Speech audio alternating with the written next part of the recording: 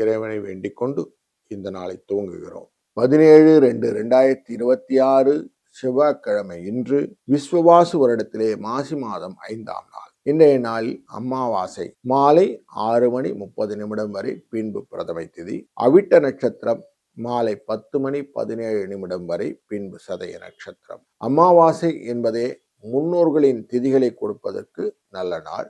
அதிலும் இன்றைய நாளிலே மதிய வேளையில் 11:36 12:24 வரை கொண்ட இந்த அபிஜித் முகூர்த்தம் என்கிற நேரத்தில் எவ்வளவு தூரம் நீங்கள் தான தர்மங்களை உங்களால் இயன்றபடிக்கு செய்கிறீர்களோ அவ்வளவுக்கு அவ்வளவு வாழ்க்கையிலே வெற்றிகளையும் நல்ல நிலைகளையும் அடையலாம்.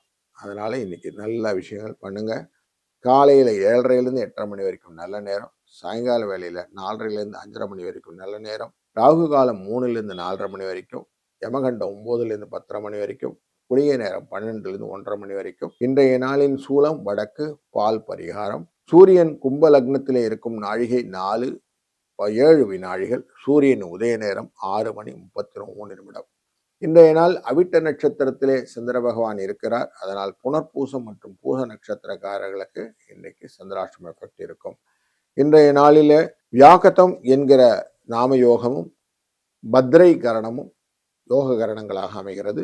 இந்த வியாகதம் என்கிற இந்த நாமத்தினாலே நமக்கு பல விதத்திலும் சண்டை சச்சரவுகள் எல்லாம் ஏற்படுத்தக்கூடிய சூழ்நிலைகள் இருந்தால் அதெல்லாம் செய்யலாம். இன்னைக்கு அமாவாசை, பொதுவாக நல்ல காரியம் செய்வது நல்லதல்ல. அதனாலே இந்த மாற்று விஷயங்கள் எல்லாம் செய்யலாம். அவிட்ட நட்சத்திரம் என்பது செவ்வாயுடைய நட்சத்திரம். இதிலே நீங்கள் எதையுமே முடிவான விஷயங்களா செய்யலாம். முக்கியமாக வெளிநாட்டு பயணங்கள் அப்படி போன்ற விஷயங்கள் செய்யறது நல்லது. விவகாரங்களை முடித்து வைத்தல் இன்னைக்கு செய்யலாம்.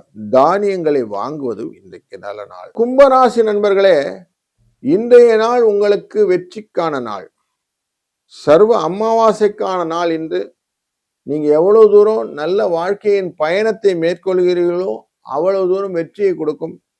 அமாவாசை யோகம் அப்படிங்கிறது உங்களுக்கு நல்லதொரு முன்னேற்றத்தை கொடுப்பதாக அமையும். உங்க ராசிக்குள்ளதான் அமாவாசை யோகம் நடக்கும்போது மாசி மாதத்துல.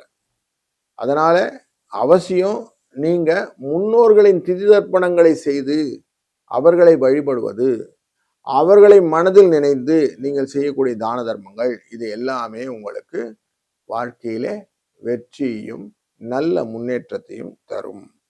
வாழ்க வளத்துடன்.